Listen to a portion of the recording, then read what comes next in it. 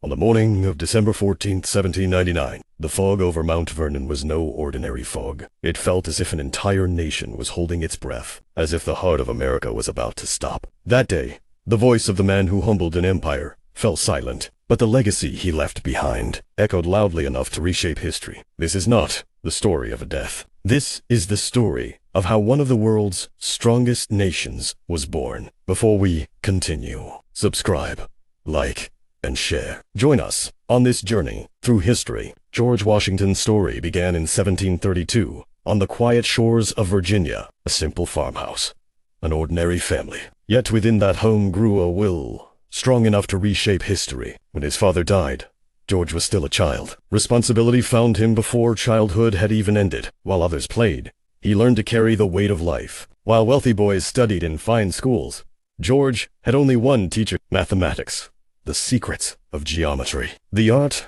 of surveying, all learned by candlelight through long, silent nights. His opportunities were few, but his determination was vast, vast enough to one day carry the destiny of a nation. As young George grew, the wild forests of Virginia became his classroom, and the land became his teacher. At only 16, he was assigned as a surveyor in the frontier, walking through mountain passes. He learned to read the language of the earth. Every line he drew taught him nature's rhythm, people's struggles, and how borders shape destiny. But destiny had a harsher test waiting for him. In 1754, the French and Indian War erupted. Washington suffered a heavy defeat in his first command. In the muddy ground of Great Meadows, his pride was shaken. The young officer felt the sting of failure for the first time. But Washington was different. He saw the defeat not as humiliation, but as a teacher. And as he rose to his feet, he made a quiet vow. One day I will shape the destiny of these lands. As the years passed,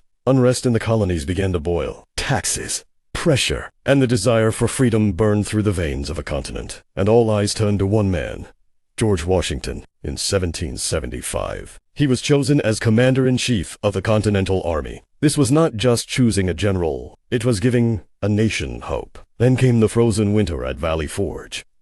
Hunger, sickness, desperation. Yet Washington froze, starved, and endured beside his men. True leadership is not revealed in victory, but in the heart of darkness. In that winter, Washington became more than a commander. He became the heartbeat of a nation. When the cannons fell silent at Yorktown in 1781, it wasn't just the end of a war. An empire had bowed, and the door to a new nation had opened. America was now free. But freedom alone could not build a country. It needed a leader whose mind, courage, and integrity could hold a nation together. When the Constitutional Convention met, everyone in the room knew one truth: Washington's presence alone was enough to unify a people. And in 1789, he was chosen as the first president of the United States. He carried power, not as a crown, but as a burden for Washington. Leadership was never about ruling, it was about serving. When Washington became president, young America was as fragile as a scattered puzzle. Every state had its own wins, its own fears, and he worked tirelessly to bind those pieces into a nation. He created the first cabinet,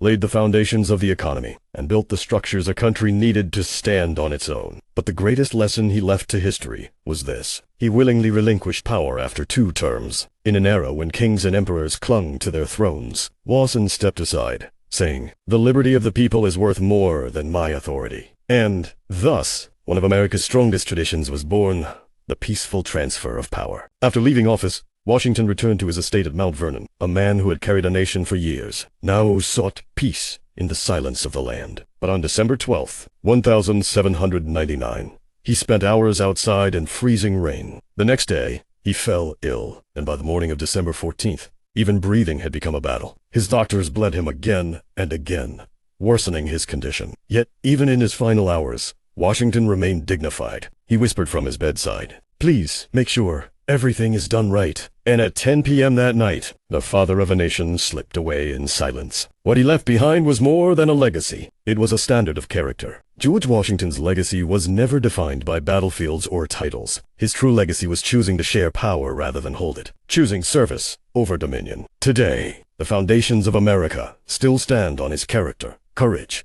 patience, integrity, Unity. Washington taught us that true leadership is not commanding others to follow. It is earning their trust. This is why America remembers him not only as a leader, but as the conscience of a nation. And so his story never truly ends. For a legacy built on character does not fade with time. George Washington's life reminds us of a simple truth. The greatness of a nation is not measured by its power, but by how wisely that power is used. He was a commander in war, but he became a leader in history because his character spoke louder than his achievements. Today, the imprint he left on America still endures in its institutions, its laws, its values. And every new generation rediscovers the legacy he built. This story does not end here. Washington's legacy continues to remind us what true leadership looks like at its purest. This work is part of the Dreamed Roots project. Like, subscribe, comment, and share. Stay with us on this journey through history.